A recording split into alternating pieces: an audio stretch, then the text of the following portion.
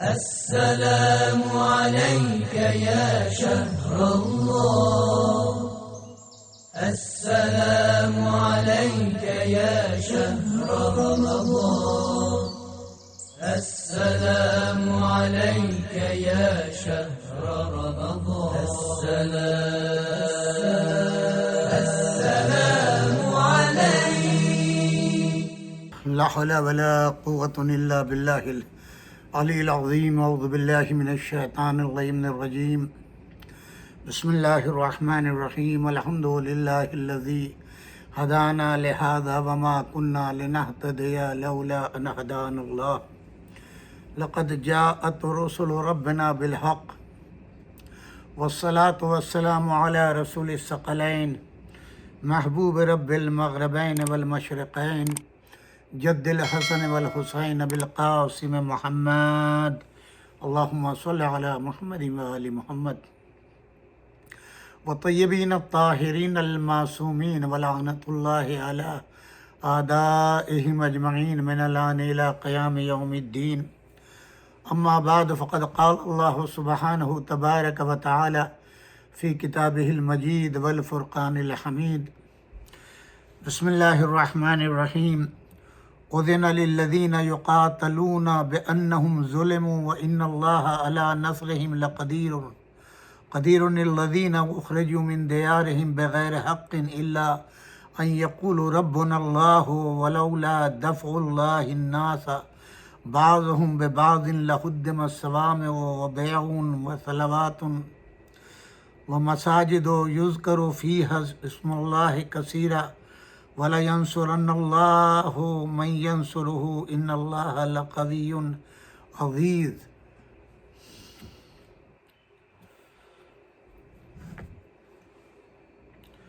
سامعین کرام، السلام علیکم ورحمۃ اللہ وبرکاتہ. آج ماہ رمضان المبارک کا 7واں پروگرام، یعنی ہمارے پروگرام کی 7ویں تقریر نشر ہو رہی ہے. آپ تمام سامعین کرام سے گزارش ہے کہ ہمارے اس چینل کو سبسکرائب کریں اور اپنے مفید مشوروں سے ہم کو نوازیں، جس سے ہمیں پروگرام کو اور بہتر سے بہتر کرنے میں مدد ملتی ہے. پروردگار عالم ہماری اس صحیح کو اس ماہ مبارک رمضان میں شرف قبولیت عطا فرمائے. ہمارے یہ پیغامات پوری دنیا کے لیے امن و امان قائم کرنے کے لیے، ہر انسان سے محبت کرنے کے لیے، بڑا ہو چھوٹا ہو بزرگ ہو عورت ہو مرد ہو، کسی فرقے سے تعلق رکھتی ہوں، کسی مکتب فکر سے ان کا تعلق ہو، کسی مذہب کے ماننے والوں ہو، سب کے درمیان ایک ہم آہنگی، پیار، محبت، ایک دوسرے کی الفت، ایک دوسرے کی معاونت کرنا اور ایک دوسرے کا ساتھ دینا، تاکہ انسانیت زندہ رہے، مردہ نہ ہو جائے، جیسا کہ زمانے میں ہم کو دکھایا جا رہا ہے. یہی ہمارا مقصد ہے. یہی قرآن کی آیات کے ذریعے، حضور کی سیرت کے ذریعے سے، آل محمد علیہ السلام کے سیرت کے ذریعے سے ہم اپنے پروگراموں کو کوشش کرتے ہیں کہ آپ تک ان پیغامات کو پہنچائیں. کس طریقے سے یہ دین اسلام امن و امن کا پیغام لے کر کے آیا، میل و محبت کو قائم کرنے کے لیے آیا، آفت میں الفتوں کو پیدا کرنے کے لیے آیا، محبت تقسیم کرنے کے لیے آیا، کمزوروں کو تعاون کرنے کے لیے آیا. گزشتہ تقریر میں نے اسی چیز کو عرض کیا تھا. ہمارے نبی اکرم صلی اللہ علیہ وسلم نے نہ کسی دین کو مٹانے کا اعلان کیا، نہ کسی کو قتل کرنے کا اعلان کیا، نہ کسی حکومت کو برباد کرنے کا اعلان کیا، نہ کسی کو تباہ و برباد کرنے کا اعلان کیا، نہ کسی کو مالی طور پہ کمزور کرنے کا اعلان کیا، نہ کوئی مکر سے کام لیا، نہ فریب سے کام لیا، نہ دھوکے سے کام لیا. ایمانداری آپ کا اصل مقصد تھا، سچائی آپ کا مقصد تھا. اسی لیے اپنوں نے نہیں، اسلام کے آنے سے پہلے مشرکین مکہ نے حضور اکرم صلی اللہ علیہ وآلہ وسلم کو ان دو القابوں سے نوازا ہے، ایک امین ہونا اور ایک صادق ہونا، جو سب سے بڑی ایمان کی بنیاد ہوتی ہے۔ ابھی تو نہ اسلام تھا، نہ اسلام کا اعلان تھا، نہ کوئی مخالفت تھی، نہ کوئی دشمنی تھی، نہ کوئی رنجش تھی، نہ لا الہ الا اللہ کی صدا بلند ہوئی تھی۔ اس مکے کے اندر جس صورت سے حضور اکرم صلی اللہ علیہ وآلہ وسلم نے اپنے اخلاق کو پیش کیا، اپنی محبتوں کو تقسیم کیا، گفتگو میں جو انداز اختیار کیا، جو لوگوں کے درمیان فیصلے کیے، لوگوں کی امانتیں رکھیں، ان کے درمیان سچائی پیش کی، تو ہر کافر مشرک کی زبان پر مرد ہو، عورت ہو، بڑا ہو، چھوٹا ہو، ایک ہی لفظ تھا، امین اور صادق۔ یہی اسلام کی بنیاد ہے اور اس میں پوری رسالت سمٹ کر کے آ گئی۔ آج جو کہا جاتا ہے کہ قرآن میں یہ لکھا ہے، قرآن میں یہ لکھا ہے، قرآن میں یہ کہا گیا ہے، مارو کاٹو پیٹو، کسی کو چھوڑو نہیں، سارے ادیان کو ختم کر دو۔ ابھی میں ہندوستان کے ایک اپنے کو تجزیہ کار کہتے ہیں، نام میرے ذہن میں نہیں رہا، 35-40 سال یا 50 سال وہ سفارت کار رہے ہیں، مختلف ممالک میں انہوں نے جو ہے سروس دی ہے ہندوستان کی طرف سے۔ ان کا دو تجزیے میں نے سنے اور ان کی عقل کا بھی اندازہ ہو گیا، ان کے فہم کا بھی اندازہ ہو گیا، ان کے ادراک کا بھی اندازہ ہو گیا۔ لگتا یہ ہے کہ وہ صرف اور صرف پیسے کے لیے کام کرتے ہیں، جب چاہے ملک کو بیچ سکتے ہیں، جب چاہے ایمان کو بیچ سکتے ہیں۔ دتیا یا کچھ ایسا ہی نام تھا، خیال فرمایا آپ نے۔ صرف ان کے بعد ایک ہی اعزاز ہے کہ وہ 45 سال سفارت کار رہے ہیں، اس سے زیادہ کچھ نہیں۔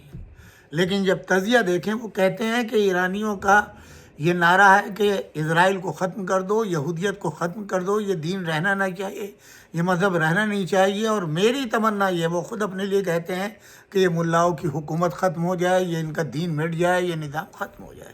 اسی سے آپ اندازہ لگا دیتے ہیں کہ کن کے لیے کام کرتے ہیں، کن کے یہ ایجنٹ ہیں، کن کے ہاتھوں پہ بکے ہوئے ہیں۔ جب ان کا اب یہ حال ہے تو کل جب یہ سفارت کار رہے ہوں گے تو کن کن کے اعلی کار رہے ہوں گے۔ اپنے ملک کے خلاف انہوں نے کتنے کام کیے ہوں گے۔ ان کے اوپر تحقیق ہونی چاہیے، ایسے افراد کے جو آج ٹی وی چینلوں پر آ کر کے اور دوسروں سے پیسہ لے کر کے سچ بولنے سے کتراتے ہیں، حق کو چھپاتے ہیں۔ کیا تم نے سفارت کاری کی ہے؟ بس صرف یہ کہ میں سفیر رہا ہوں، میرے پاس یہ تجربہ ہے، کوئی تجربہ تمہارے پاس نہیں ہے۔ اول نمبر کے جاہل ہو، جو تمہارے 2 دن کے میں نے تبصروں میں اور تجزیوں میں اندازہ لگایا ہے، تمہارے پاس کچھ نہیں۔ یہ لگتا یہ ہے سفارش کر کے، رشوت دے کر کے تم نے نوکری پائی ہے اور انہی ذریعوں کو استعمال کرتے ہوئے ریٹائرمنٹ کی منزلوں تک تم پہنچے ہو، اس کے سوا کچھ نہیں۔ جس انسان میں عدالت نہ ہو، سچائی نہ ہو، معرفت نہ ہو، دشمن ہوا کرے، دشمن کے بھی اگر سچی بات اور اچھی بات ہے تو اس کو سینے سے لگاؤ، مگر وہ اسلام دشمنی کہاں چلی جائے گی؟ مسلم دشمنی جو ہے وہ بھر کے کہیں نہ کہیں سے آنی ہے۔ ایسے ہی لوگ ہیں جو پورے معاشرے کو خراب کرتے ہیں اور پورے معاشرے کو برباد کرتے ہیں۔ اسلام مٹنے والا نہیں ہے، اسلام دلوں میں ہے۔ مسلمانوں کے گھروں کو مسمار کر سکتے ہو، جو کچھ آج یو پی میں یا دیگر ان میں جو ہے مودی جی کی سرکار میں ہو رہا ہے، مساجد کو مسمار کر سکتے ہو، قرآن کو آگ لگا سکتے ہو، بے روزگار مسلمانوں کو کر سکتے ہو، فقر و فاقے میں مجبور کر سکتے ہو، مگر اسلام کو مٹا نہیں سکتے ان کے دلوں سے۔ یہ ہر دشمن اسلام، اس لیے کہ دین اسلام جو ہے وہ امن و امان کے لیے آیا ہے، محبت تقسیم کرنے کے لیے آیا ہے، اس کی بنیادیں سچائی کے اوپر ہے۔ وہ نبی جو صادق ہے، امین ہے، جس نے اپنے دشمنوں سے کبھی جو ہے بدلہ نہیں لیا۔ اسلام کی کوئی ایک جنگ بتا دیں جو دفاعی جنگ نہ ہو، مسلمانوں نے جنگ مسلط کی ہو بتلائیں۔ حضور اکرم صلی اللہ علیہ وآلہ وسلم کی حیات طیبہ میں 80 سے زائد بڑی اور چھوٹی جنگیں، جن کو سیریا بھی کہا جاتا ہے، لڑی ہیں۔ کوئی ایک جنگ بتلا دیں جو رسول اللہ صلی اللہ علیہ وآلہ وسلم نے مسلمانوں کو اجازت دیو جاؤ یہ دوسرے مذہب کے لوگ ہیں، ان کے اوپر حملہ کرو، ان کے گھروں کو لوٹو، ان کے آگ لگاؤ، ان کے بچوں کو قتل کرو، عورتوں کو قتل کرو، ہرگز نہیں۔ بے جرم و خطا اگر کوئی کسی کو قتل کرتا ہے وہ مسلمان نہیں ہو سکتا۔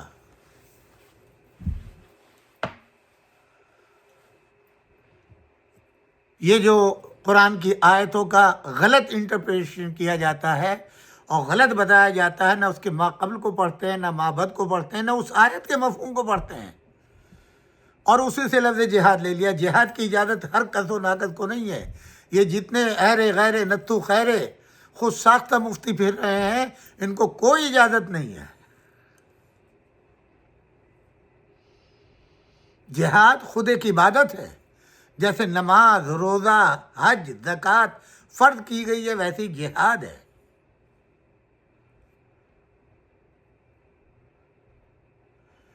کب، کس کنڈیشن میں، یہ نبی اور معصوم بتائے گا۔ ہر کس و ناکس کو نہیں کہا گیا جہاد کا حکم، اور وہ بھی دفاع میں۔ میں نے آج جو آیہ کریمہ کی تلاوت کی ہے، سورہ مبارکہ کی آیت نمبر، سورہ مبارکہ حج، اس کی آیت نمبر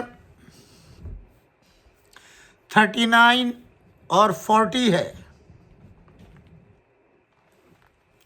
آیت نمبر 39، آیت نمبر 40، یہ حج جہاد کے اوپر پہلی آیت ہے قرآن کی۔ اس کے بعد اور آیتیں ہیں آگے پیچھے وہ سب ہیں، مگر یہ پہلی آیت اللہ نے جہاد کے لیے جب اپنے نبی کو حکم دیا ہے، یہ وہ آیت ہے۔ اسے غور سے سنیں، اس کے الفاظ کو پڑھیں۔ بسم اللہ الرحمن الرحیم۔ اذن للذین یقاتلون بانہم ظلموا، جن مسلمانوں سے کفار لڑا کرتے تھے چونکہ وہ بہت ستائے گئے۔ کون؟ مسلمان، ان کفار کے ہاتھوں سے۔ یہ مکے کی گفتگو ہو رہی ہے۔ مکے کے کفار و مشرکین نے جو مسلمان ہو گئے تھے ان کو کس طریقے سے ستایا، تاریخ پڑھیے، تاریخ دیکھیے۔ بِأَنَّهُمْ ظُلِمُوا، ان کو بہت ستایا گیا، ان کے اوپر ظلم ڈھایا گیا۔ وَإِنَّ اللَّهَ عَلَىٰ نَصْرِهِمْ لَقَدِيرٌ، تو ان کو بھی جہاد کی اجازت دے دی گئی، اور خدا تو ان لوگوں کی مدد پر یقیناً قادر ہے۔ یعنی جو اللہ کی وحدانیت کا کلمہ پڑھتے ہیں، اللہ کی وحدانیت و عدالت پر ایمان لاتے ہیں، یوم قیامت پر ایمان لاتے ہیں، رسالت و امامت پر ایمان لاتے ہیں، ان کی مدد کون کرے گا؟ اللہ۔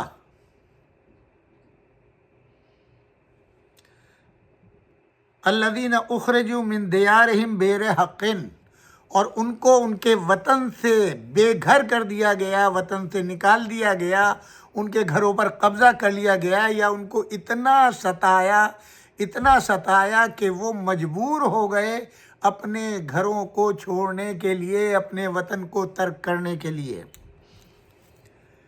یعنی ابھی بھی حج نہیں، جہاد نہیں ہے، ستائے جا رہے ہیں، ظلم ہو رہا ہے، سوشل بائیکاٹ ہو رہا ہے، قتل کیے جا رہے ہیں، گھروں پہ قبضہ کیا جا رہا ہے، مکمل بائیکاٹ کر دیا گیا، کوئی کاروبار نہیں کر سکتے، کھانے پینے کی تنگی ہو گئی، مگر پھر بھی جہاد کا حکم نہیں ہے، اور بلا کسی وجہ کے ان کو مجبور کیا گیا کہ وہ اپنے گھر کو چھوڑ دیں۔ الا ان یقولوا ربنا اللہ، وہ اپنے گھر سے نکال دیے گئے۔ ولولا دفع الناس، اور اگر خدا ان لوگوں کو ایک دوسرے سے دور دفع نہ کرتا تو بعضهم ببعض لہدمت صوامع وبیع وصلوات ومساجد یذکر فیہا اسم اللہ کثیرا، تو یہودیوں کے عبادت خانے، مجوس کے عبادت خانے اور مسجدیں جس میں کثرت سے خدا کا نام لیا جاتا ہے، کب کے ڈھا دیے گئے ہوتے۔ وَلَا يَنْصُرُنَّ اللَّهُ مَن يَنْصُرُهُ ان اللہ لقوی عزیز، و جو شخص خدا کی مدد کرے گا خدا بھی البتہ اس کی مدد ضرور کرے گا، بے شک خدا ضرور زبردست غالب ہے۔ میں نے وجہ بتا دی آپ کو کیوں جہاد کا حکم آیا۔ اللہ نے جہاد کا حکم دیا، تم جہاد کرو، اپنی کم تعداد پہ مت جاؤ، اپنے ظاہری اسلحہ پر مت جاؤ، اللہ تمہاری نصرت کرے گا۔ اب تم ہجرت کر کے مکہ چھوڑ کے مدینے آ چکے ہو، اب اگر اس کے بعد بھی تمہارا کوئی پیچھا کرے، تم پر حملہ کرے، تو اب تمہیں یہ حق دیا جاتا ہے کہ تم ان کے مقابل کھڑے ہو جاؤ۔ اہل انصاف، اہل عدل، جو امن کا پرچار کرتے ہیں، جو اپنے کو امن کا داعی کہتے ہیں، جو اپنے کو امن کا پیغمبر کہتے ہیں، جو لوگ ہر زمانے کے اندر ظلم کمزوروں پر ہوتے ہوئے دیکھتے رہے، یا تو ظالموں کی مدد کی یا زبان پہ پہرا بٹھا لیا۔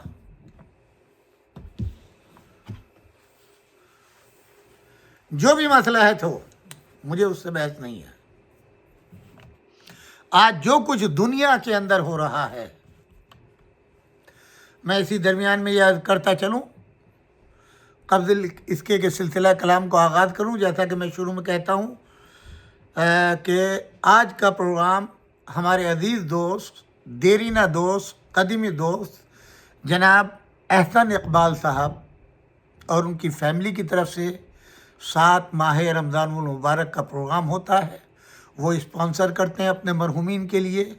وہ خود بھی عمر کا بھی تقاضا ہے اور بھی مختلف بیماریوں میں گھرے ہوئے ہیں، بڑھاپے کے ساتھ ساتھ ان کی اہلیہ بھی جو ہیں وہ شدید بیمار ہیں۔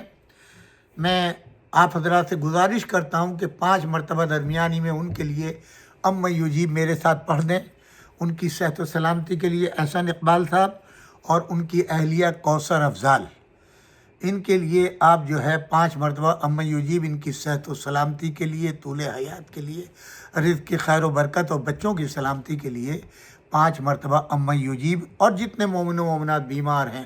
بسم اللہ الرحمن الرحیم، اللہم صلی علی محمد و آل محمد۔ ام یجیب المضطر اذا دعاہ ویکشف السوء، ام یجیب المضطر اذا دعاہ ویکشف السوء، ام یجیب المضطر اذا دعاہ ویکشف السوء، ام یجیب المضطر اذا دعاہ ویکشف السوء، ام یجیب المضطر اذا دعاہ ویکشف السوء۔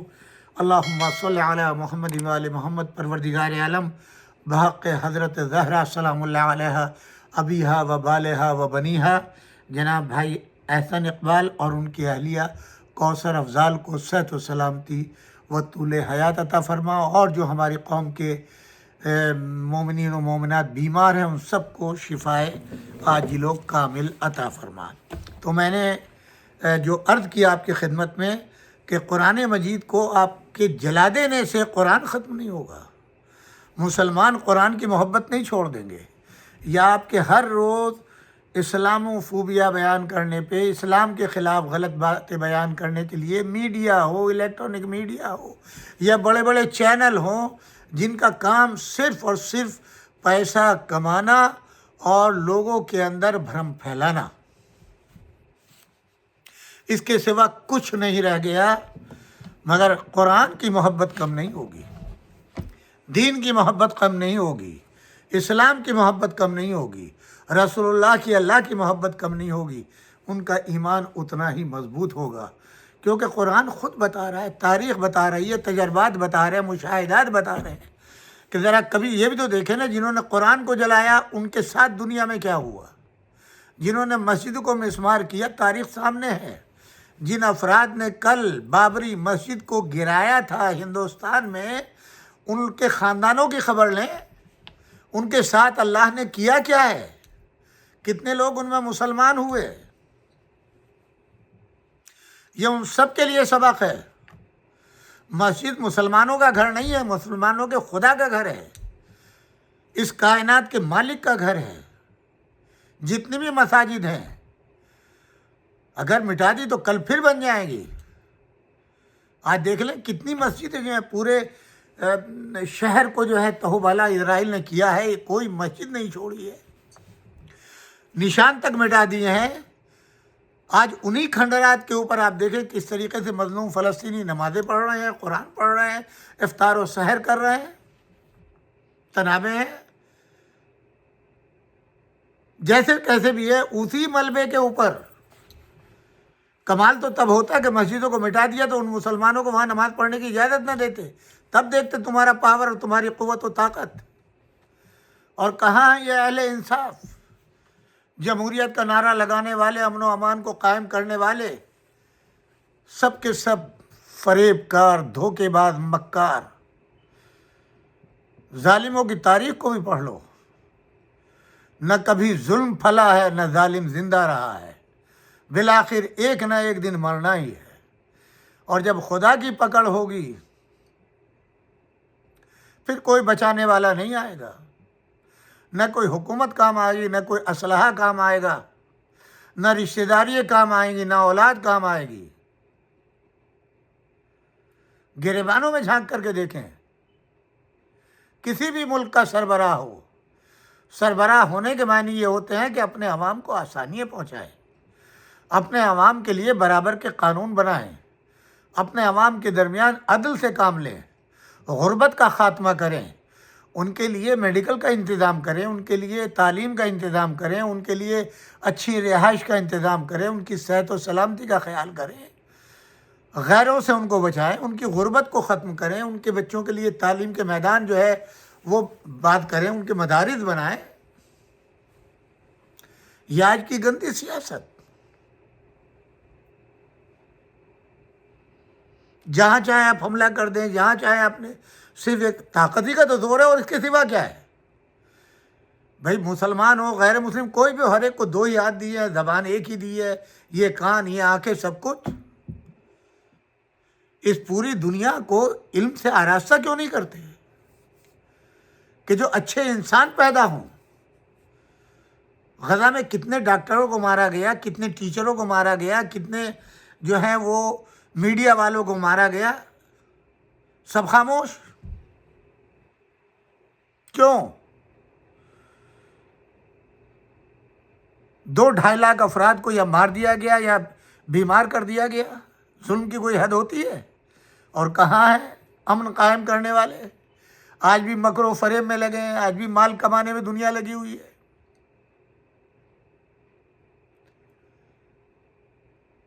اسلام کسی مذہب کا دشمن نہیں ہے، نہ زبردستی کسی کو اسلام بناتا، لا اکراہ فی الدین اسلام کی پالیسی ہے، اللہ کی پالیسی ہے۔ زبردستی کسی سے خدا کا کلمہ نہیں پڑھوایا جائے گا، زبردستی رسالت کا کلمہ نہیں پڑھوایا جائے گا، زبردستی ٹوپی نہیں پہنائی جائے گی، زبردستی اسلام نہیں ہوگا۔ اور اسلام میں آنے کے بعد پھر اسلام کے اصول ہیں، چھوٹوں کا احترام، بڑوں کا احترام، عدل و انصاف سے قائم لینا، پڑوسیوں کا خیال رکھنا، ماں باپ کا احترام کرنا، چاہے وہ کافر ہی کیوں نہ ہو، مشرک ہی کیوں نہ ہو، یہودی کیوں نہ، لاتعداد واقعات ملیں گے۔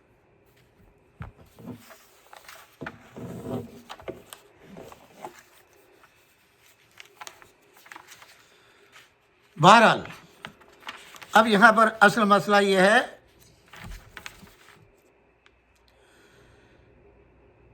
کہ کیوں جہاد کا حکم آیا؟ اس کا بھی تو کوئی ریزن ہوگا نا۔ جب 13 سال تک نہیں آیا تو اب کیوں آیا؟ آیت کا مفہوم میں نے بیان کر دیا۔ اب یہاں سے کچھ تاریخ آپ کی خدمت میں پیش کرتا ہوں۔ مشرکین مکہ کو اگر فقط پیغمبر اکرم صلی اللہ علیہ وآلہ وسلم کی ذات سے دشمنی ہوتی تو وہ آپ کی ہجرت سے اطمینان کی سانس لیتے کہ چلو ہمارا وطن چھوڑ گئے، ہمارے وطن سے نکل گئے، اب نہ ان کے اقوال ہوں گے، نہ ان کی سیرت ہوگی، نہ ان کی صورت ہوگی، نہ ان کا کوئی کردار ہو گیا، ہم آزاد ہو گئے۔ اب آپ کو کیا ضرورت پڑی ان کا پیچھا کرنے کی؟ وہ ہمارا دشمن تھا، ہمارے درمیان سے چلا گیا، اور اب ہم سے اس سے کوئی تعلق باقی نہیں رہا۔ مگر انہیں تو اس مشن سے عداوت تھی جسے پیغمبر اکرم صلی اللہ علیہ وآلہ وسلم پھیلا رہے تھے۔ انہیں معلوم تھا کہ ان کا دین پوری دنیا میں آئے گا، پوری دنیا میں پھیلے گا، ان کے اقوال، ان کی سیرت، ان کا کردار، ان کی اولاد کا کردار، ان کے اصحاب کا عمل پوری دنیا میں پھیلے گا، اور جو سنے گا ان کی اچھائیوں کو، جس میں صرف اچھائی ہیں، وہ ان کی طرف راغب ہوگا۔ اس لیے انہوں نے آپ کی ہجرت کے منصوبے کو ناکام بنانے کے لیے یہ فیصلہ کیا تھا کہ وہ رات کو آپ کے مکان کا محاصرہ کر کے آپ کی زندگی کا خاتمہ کر دیں، شب ہجرت۔ مگر وہ قدرت کی طرف کا انتظام تھا جس سے وہ اپنے منصوبے میں ناکام رہے۔ حضور کو اطلاع مل گئی کہ آج یہ میرے قتل کا منصوبہ بنا رہے ہیں، اور آپ صحیح و سلامت مدینے پہنچ گئے۔ ان حالات کا جب ان کو علم ہوا تو یہ بہت بڑی شکست تھی ان کے لیے، جو آپ کے مقابل وہ دیکھ رہے تھے کہ اب آپ ایسے مرکز پر پہنچ گئے ہیں جہاں آپ آزادی کے ساتھ اپنے دین کی تبلیغ کریں گے۔ اس کو شروع میں یہ امید ہوگی کہ اوس و خزرج کی باہمی رقابت، یہ دو یہودیوں کے بڑے قبیلے تھے مدینے کے اندر، جن میں آپس میں لڑائی، جنگ و جدل یہ سب رہتا تھا۔ یہ دونوں قبیلے یہودی تھے اور آپس میں ان کی کبھی بنتی نہیں تھی۔ میں آپ کے لیے زحمت کا باعث بنے گی، یعنی اگر اوس نے آپ کا ساتھ دیا تو خزرج جو ہے وہ قبیلہ آپ کی مخالفت میں کھڑا ہو جائے گا۔ اگر خزرج والے زیادہ آپ کے ساتھ طرفدار ہوئے تو اوس کے لوگ آپ کے مقابلے میں صف بستہ ہوں گے۔ مگر یہ امید ان کی ختم ہو گئی جب انہیں خبر ملی کہ آپ نے اوس اور خزرج، یہ دونوں یہودی قبیلے تھے، ان دونوں کو آپس میں گلے ملا دیا، اور یہ دونوں اب آپ کے انصار میں داخل ہو کر ایک قوم بن گئے ہیں۔ پھر دوسری بڑی امید ان کو ان یہودیوں سے ہو سکتی تھی کہ وہ ثروت اور طاقت دونوں کے مالک ہونے کی بنا پر مدینے میں ایک بڑے مخالف کی حیثیت اختیار کر سکتے تھے، مگر پیغمبر اکرم صلی اللہ علیہ وآلہ وسلم نے ان یہودیوں کے ساتھ مل کر کے ایک معاہدہ کر لیا جس نے اس امید کو بھی ختم کر دیا، اور وہ خاموشی کے ساتھ اسلام کی ترقی کو برداشت کر سکتے تھے۔ اس کے علاوہ مدینے میں انتشار پیدا کرنے کا کوئی ذریعہ ڈھونڈ رہے تھے، جو میں نے کل آپ کو بتا دیا تھا منافقین کے بارے میں۔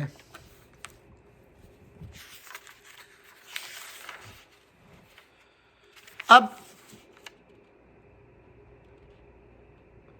حضور اکرم صلی اللہ علیہ وآلہ وسلم نے ایک کام جو مدینے میں کیا تھا، مواخات کا۔ ظاہر ہے کہ جو مسلمان ہوئے تھے مختلف گھروں کے تھے، مختلف خاندانوں کے تھے، مختلف قبیلوں کے تھے، ان میں سے، اور ظاہر ہے کہ ان کے درمیان بھی آپس میں مخالفتیں تھیں۔ جب وہ دامن اسلام میں آ گئے، یعنی جو ایک دوسرے کو دیکھنا پسند نہیں کرتے تھے، برسا برس ان لوگوں کے درمیان بھی جنگیں رہی ہیں، تو حضور نے ان کے درمیان میں مواخات قائم کی، یعنی ایک کو لیا دوسرے کا بھائی بنا دیا۔ جب مدینے میں آئے تو اب وہ مواخات ختم کر دی اور مدینے میں دوسرا شروع کر دیا۔ دوسرا کیا تھا؟ یعنی اب ایک مدنی کو لیا اور ایک مکی کو لیا، گویا ایک مہاجر کو ایک انصار کو، ان کو آپس میں بھائی بنا دیا، اور ان کی خصوصیات کو، ان کے عادات و اطوار کو ملحوظ خاطر رکھا کہ ایک مہاجر اور ایک انصاری۔ چنانچہ حضرت سلمان کا بھائی ابوذر کو بنایا، ابوذر کا منذر ابن عمیر کو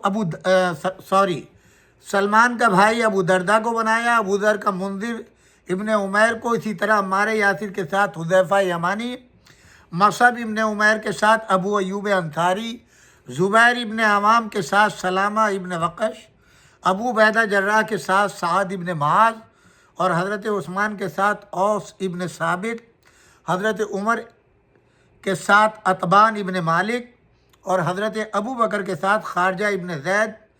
اور مکے میں سب کو بھائی بنانے کے بعد امام علی تنہا رہ گئے تھے، تو آپ نے مولا علی کو بلایا اور کہا کہ یا علی انت اخی فی الدنیا والآخرہ۔ یہ ان سب کو جو بھائی بنایا ان میں کسی کو نہیں کہا، مگر مولا علی ابن ابی طالب کو جب بھائی بنایا تو فی الدنیا والآخرہ کہا کہ تم دنیا اور آخرت میں میرے بھائی ہو۔ جب مدینے کے اندر ایک مکی اور مدنی کو لیا اور مواخات قائم کی تو اب بھی علی ابن ابی طالب علیہ السلام اکیلے رہ گئے۔ پھر آپ نے علی کو بلایا، یا علی آؤ میرے قریب. اور پھر آپ نے فرمایا یا علی انت اخی فی الدنیا والآخرہ، یعنی اخوت کا ایک صیغہ علی سے مکے میں، دوسرا مدینے میں. جو مکے میں بھائی بنے تھے وہ مدینے میں بھائی نہیں رہے. اب مدینے میں ایک انصار اور ایک مہاجر بھائی بنا، مگر علی ابن ابی طالب مکے میں بھی رسول اللہ کے بھائی، مدینے میں بھی، اس شرط کے ساتھ فی الدنیا والآخرہ، یعنی دنیا میں بھی بھائی ہو، آخرت میں بھی بھائی ہو. یہ تو ان کی فضیلت ہے. لیکن یہاں ان بھائیوں کے درمیان کوئی اختلاف پیدا نہ ہو، اس صورت سے ان کے درمیان مواقعات قائم کی. اور اس سے ایک بہت بڑی بات یہ ذہن نشین کرانا تھی کہ رسول اللہ صلی اللہ علیہ وآلہ وسلم بحیثیت رسول یا جو ایسے دینی منصب کا حامل ہو وہ کسی سرزمین سے تعلق خاص نہیں رکھتا، اس لیے وہ ملکی اور غیر ملکی یا مہاجر اور انصار کی تفریق سے بالا تر ہے. یہ بات اس وقت باقی نہ رہتی جب آپ اپنا بھائی انصار میں کسی ایک کو قرار دیتے. آپ نے مولا علی ابن ابی طالب کو، کیونکہ ایک ہی، میں پہلے بتایا نا، ہر ایک کا یہ دیکھ کہ کس کی کیا عادت ہے، کیا اطوار ہے، کیا رہن ہے، کیا سہن ہے، کیا بول چال ہے، کیا لیاقت ہے، کیا صلاحیت ہے، ایمان کس درجے پہ ہے. چونکہ علی ابن ابی طالب رسول اللہ کا ایک ہی خمیر تھا، ایک ہی نور تھا، ایک ہی عادت تھی، ایک ہی طریقہ تھا، لہذا علی ابن ابی طالب رسول اللہ کے بھائی بنے اور رسول اللہ حضرت علی کے بھائی بنے. چونکہ دامن وقت میں اب اتنی گنجائش نہیں، میں چاہتا تھا آج وہ پورا معاہدہ جو انشاءاللہ کل آپ کی خدمت میں پیش کروں گا، مکمل معاہدہ جو یہودیوں کے درمیان اور رسول اللہ، مسلمانوں نے رسول اللہ کے درمیان طے پایا، اس معاہدے کی آج بھی ضرورت ہے. یہ وہ تاریخی معاہدہ ہے جہاں یہودیوں کو مکمل آزادی ہے اپنے مذہب پہ رہنے کی، اپنے مذہب پہ عمل کرنے کی. مسلمان اپنے مذہب پہ عمل کریں، یہودی اپنے مذہب پہ عمل کریں. اور مدینے کے اندر جو وہاں کے رہنے والوں میں جو آپس کے جھگڑے تھے، ایک دوسرے کی نفرت تھی، جس صورت سے مکے میں رسول اللہ رحمت بن کے آئے ویسی مدینے میں ان کے درمیان آپ نے برسا برس کے جھگڑے اوس و خزرج کے ختم کر دیے، ایک نئی فضا بنا دی، جس سے مکے کے مشرک جو تھے وہ مایوس ہو گئے، جو یہ امید کیے ہوئے تھے کہ یہ دونوں قبیلے اتنے زبردست جنگجو ہیں، آپس میں لڑتے ہیں، کبھی میل نہیں کر سکتے، اگر ان میں سے کوئی ایک قبیلہ بھی رسول اللہ کا ساتھ دے گا تو دوسرا قبیلہ ان کے خلاف ہو جائے گا، ادھر سے ہم مدد پہنچائیں گے. اگر اوس ساتھ دیں گے تو خزرج کو ہم مدد پہنچائیں گے، خزرج ساتھ دیں گے تو اوس کو بھڑکائیں گے. جب ان کو اطلاع ملی کہ دونوں کے دونوں قبیلے ایک ہو گئے تو ان کی کیے کرائے پر پانی پھر گیا. اہل یہود کو چاہیے اپنی تاریخ پڑھیں، مدینے کی تاریخ پڑھیں، رسول اللہ کے عمل کو دیکھیں. یہ دین ہے، یہ اسلام ہے جو کسی کا مخالف نہیں رہا. کیسے جو تمہارے درمیان مخالفتیں تھیں، جو تمہارے درمیان میں برسا برس سے جنگیں چل رہی تھی، اسی نبی نے جو اسلام کا داعی تھا، اگر وہ تمہارا دشمن ہوتا اور اسلام تمہارا دشمن ہوتا تو اس آگ کو اور بھڑکاتا. اور جیسے آج دنیا فائدہ اٹھاتی ہے اس تمہاری مخالفت سے فائدہ اٹھاتا.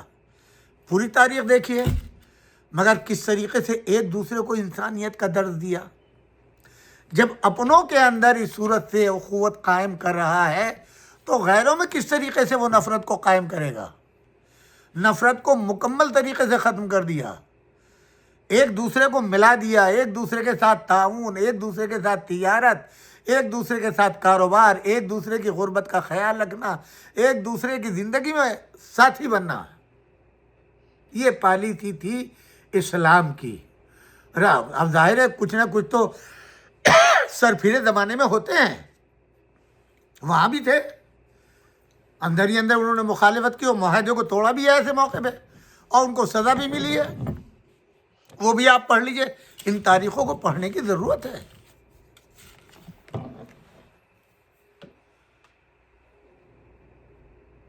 یہ تاریخیں پڑھیے، اسلام کے بارے میں پڑھیے، جب آپ کو پتہ چلے گا.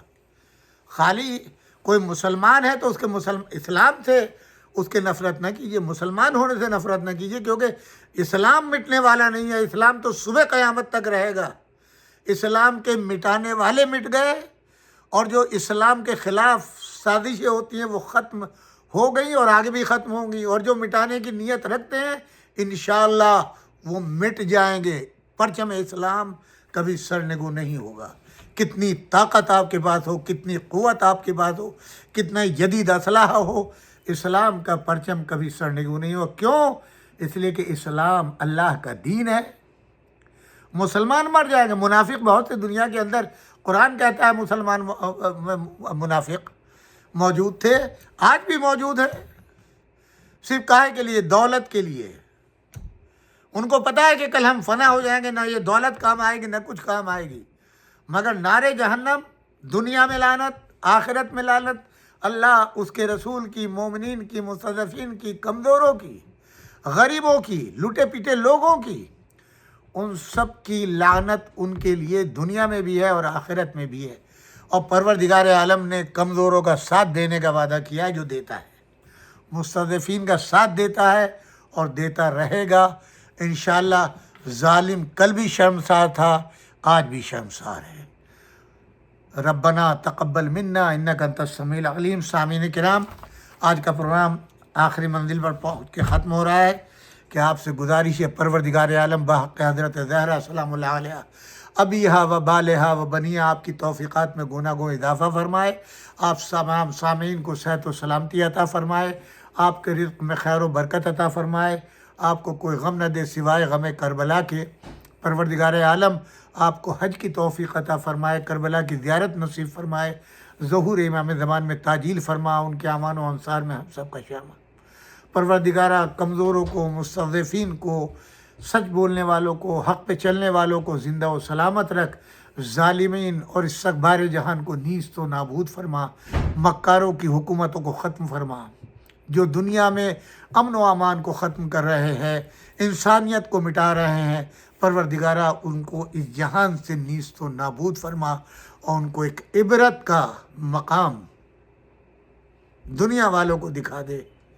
پروردگارہ ہماری دعاؤں کو شرف قبولیت عطا فرما۔ بھائی احسان اقبال اور ان کی اہلیہ کو صحت و سلامتی عطا فرما، ان کے بچوں کو سلامتی عطا فرما، ان کے رزق میں خیر و برکت عطا فرما، ان کے مرحومین کی مغفرت فرما۔ ایک مرتبہ سورہ فاتحہ، 3 مرتبہ سورہ توحید کی تلاوت فرما کر آپ تمام حضرات کے مرحومین، میرے مرحومین اور